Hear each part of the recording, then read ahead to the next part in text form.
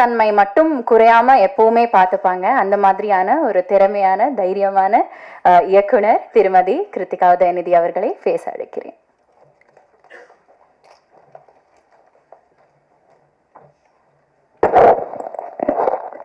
எல்லாருக்கும் வணக்கம்.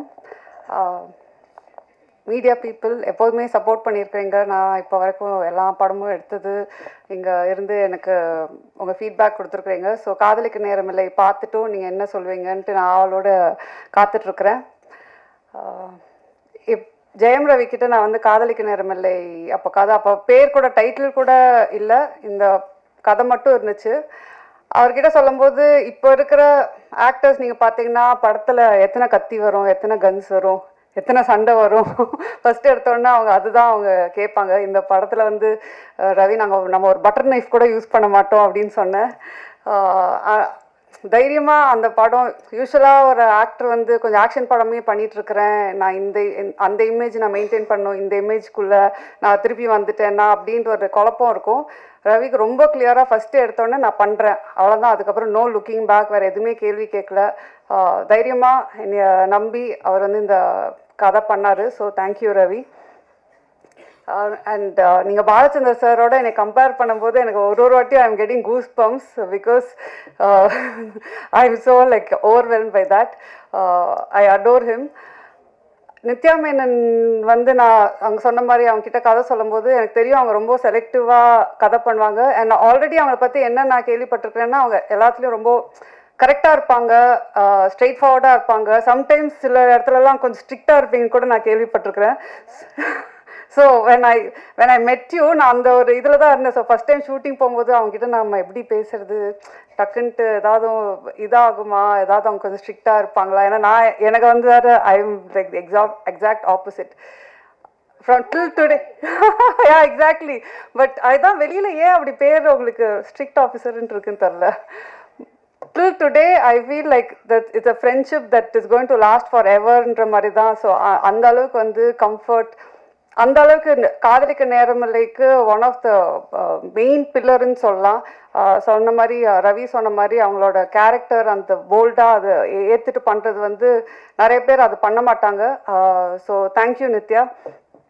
அண்ட் வினய் வந்து அவர் இந்த படத்தை ஓகே எனக்கு ஃபஸ்ட் டைம் மீட் பண்ண படம் அவருக்கு கதை சொல்லும்போது அப்படியே யோசிச்சாரு, கிரு ஓகேயா இது வந்து எப்படி அது மாதிரி ஏதாவது டைப் காஸ்ட் பண்ண, அதெல்லாம் எதுவுமே இல்லை Vinay. we have to break certain things in society. We have to normalize a lot of things அப்படின்னு சொல்லும்போது அவங்க okay I completely trust you அப்படின்னு சொன்னது தான். அவர் இன்னைக்கு வரைக்கும் அவர் ஃபுட்டேஜ் எப்படி என்ன ஏது எதுவுமே கேட்கல. அவர் வந்து ஐ திங்க் அதனால தான் அவர் one of the like best actors where he's willing to do different characters.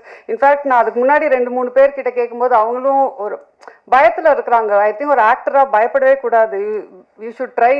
Like நீங்கள் சொன்ன மாதிரி you might fail, it might not work out, but நீங்கள் ட்ரை பண்ணலன்னா தென் ஆக்டராக இருக்கும்போது நாங்கள் டைரக்டர்ஸ்லாம் more actors should come, more characters அப்போ தான் நாங்கள் எழுதுவோம், மோர் புதுசாக ட்ரை பண்ணுறதுக்கு நீங்கள் ஒரு ஸ்கோப் கொடுத்தீங்க. அண்ட் டிஜே பாண்டு வந்து நான் ஏற்கனவே சொன்ன மாதிரி அவங்க வந்து கொஞ்சம் ரொம்ப யோசிச்சாங்க.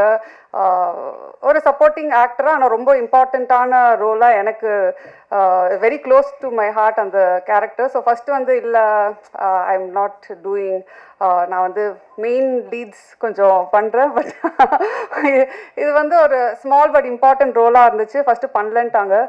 அதுக்கப்புறம் என் டீமில் வந்து ஒரு 20 பேர் ஃபோட்டோ காட்டியிருப்பாங்க, 20 பேரோட வீடியோஸ் காட்டினாங்க, எல்லாமே காட்டினாங்க. நான் எல்லாத்தையும் பார்த்துட்டு வந்து இவங்க நல்லா இருக்காங்க, ப்ரொடக்ஷன் எல்லாருமே சொன்னாங்க. எல்லாம் அந்த 20 பேரையும் பார்த்துட்டு வந்து திருப்பி நான் டிஜே பானுல தான் வந்து நிற்பேன்.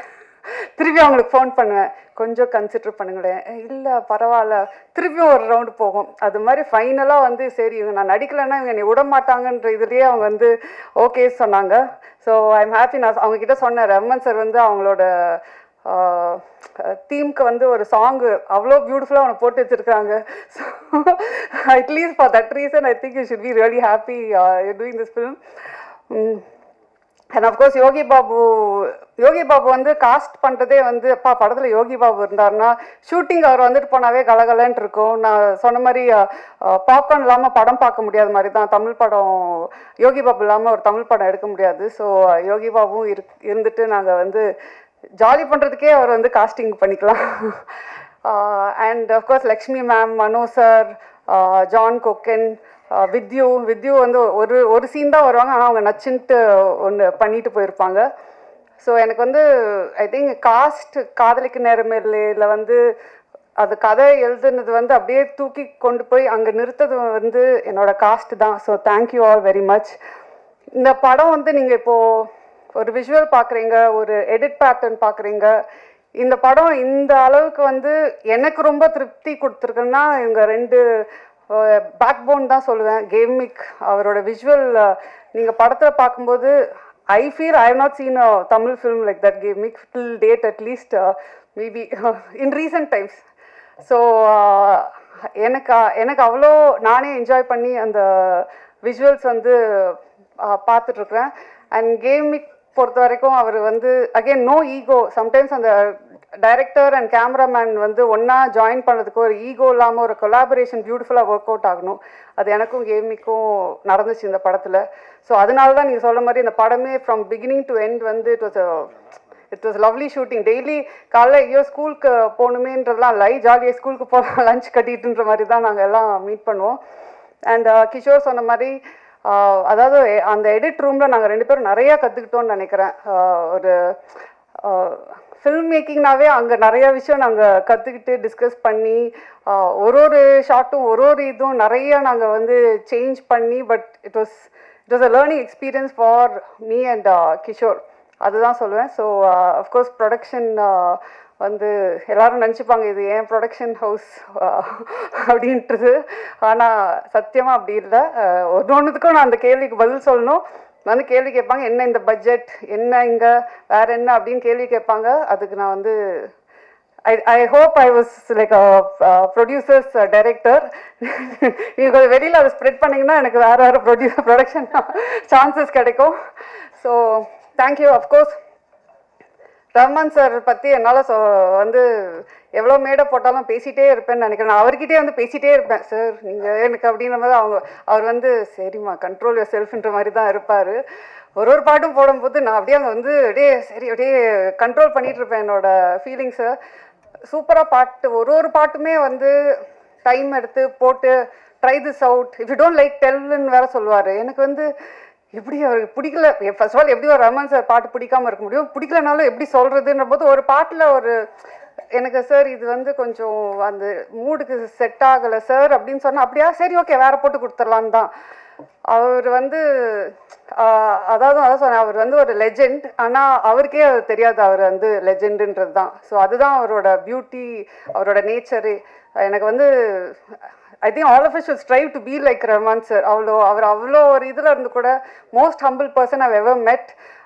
ஸோ ஐ திங்க் இந்த ப்ராஜெக்டே எனக்கு ட்ரீம் கம் ட்ரூவாக வந்துச்சு. எல்லோரும் நீங்களும் இந்த படத்தை பார்த்து என்ஜாய் பண்ணுவீங்கன்றது தான் நாங்கள் இந்த படம் எடுத்துருக்குறோம். So thank you very much and happy Pongal to everyone. And of course நம்ம பிஆர்ஓ டீம் ரொம்ப கஷ்டப்பட்டு நிறைய வேலை செஞ்சு இந்த படத்தை ஓட வச்சுருவாங்கன்னு அப்புறம்